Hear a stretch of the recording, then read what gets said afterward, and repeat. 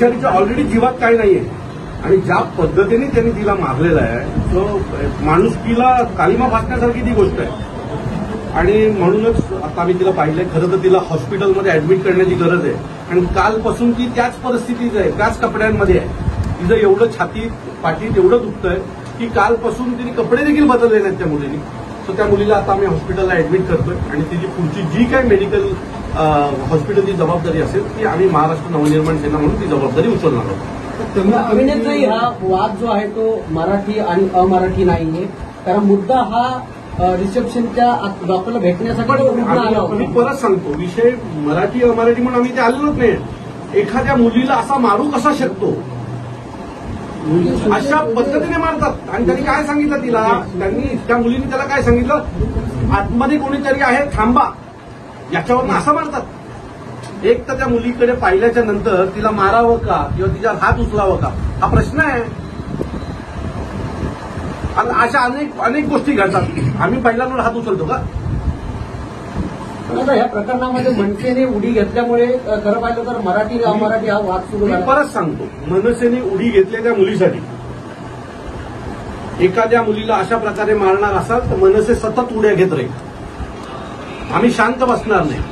आणि अमराठी मराठी हा विषय, जर एखादा बाहेरनं आलेला मुलगा आमच्या मुलीला अशा प्रकारे मारत असेल तर आम्ही का गप्प बसायचं? आता आम्ही एखाद्याला मारलं तर ते युपी बिहारला बसून त्यांचे राजकीय नेते ट्विट करतात ना त्यांच्या लोकांसाठी. मग आम्ही आमच्या लोकांसाठी यायचं नाही का? आम्ही आमच्या लोकांसाठी बोलायचं नाही का? त्यांना जर वाटतं 1200 किलोमीटर लांब राहून की आमच्या एखाद्या पोराला त्याची चुकी असताना मारलं, ही तर पोरगी आमची आहे, आमच्या शहरात राहते, तिच्या शरीरात काय नाहीये, तिला आई वडील नाहीयेत, 3 लहान बहिणी एकत्र मिळून काम करतात आणि स्वतःचं घर चालवतात. तो अशांसाठी आम्ही उभं राहायचं नाही का?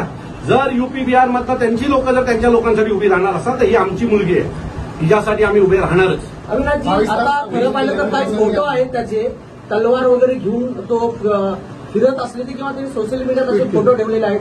गुंड प्रवृत्ती सुद्धा दिसतोय. आपली भूमिका काय असणार या सगळ्या प्रकरणामध्ये? त्याने ज्या पद्धतीने तिला मारलंय ना, तसं मारणं एखादं गुंडच करू शकतो. मी ज्यावेळेला मारताना पाहिलं त्यावेळेला माझ्या सहकार्यानं मी म्हटलं की हा साधा सुद्धा नाहीये.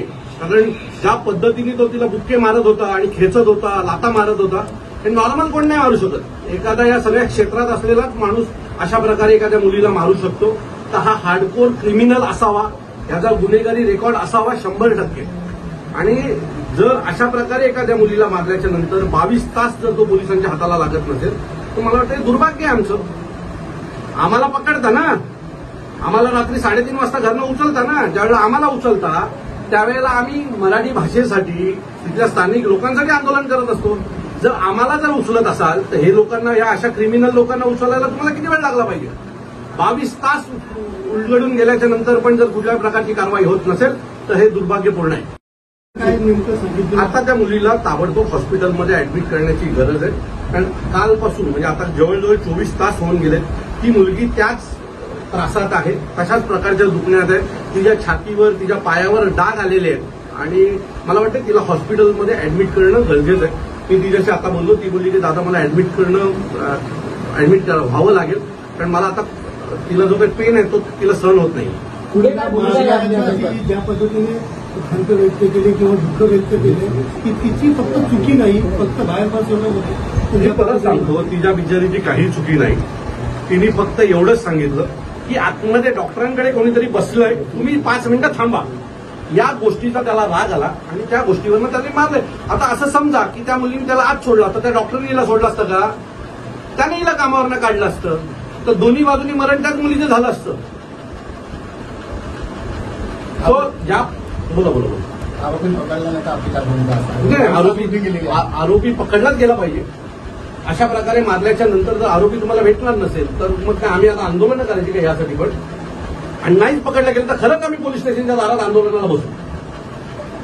पोलिसांनी जर पुढच्या काही तासात त्याला पकडलं नाही तर पोलीस स्टेशनच्या बाहेर बसून आंदोलन सुरू करू.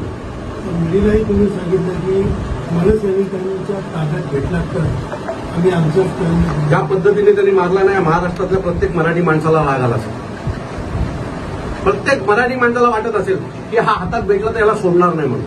तोच राग आमचा पण आहे. खरंच एखाद्या मुलीला जिचं वजन 25-30 किलो नसेल अशा मुलीला अशा प्रकारे मारलं जातं का? चूक नसतं ना. आमच्याकडनं रिॲक्ट होणारच. कल्याण डोंबिवलीमध्ये ही परप्रांतीयची दादागिरीची तिसरी घटना आहे.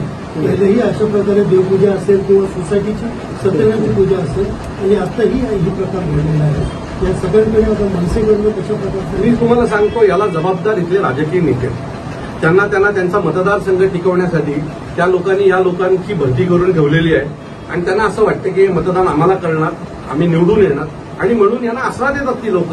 आणि त्यांच्यामुळेच, त्यांच्या लाचारीमुळेच हे लोक इथे माजलेले आहेत. त्यांना माहिती आहे की आम्ही इथे काही केलं तरी आमचे राजकीय पुढारी घेणार, आम्हाला वाचवणार. त्यांना काही फरक नाही पडत की तुम्ही कुठल्या मराठी माणसाला मारला, कुठल्या गरीब मुलीला मारला. त्यांचं काही घेणं देणं नसतं. त्यांचं घेणं देणं फक्त मताशी असतं आणि त्या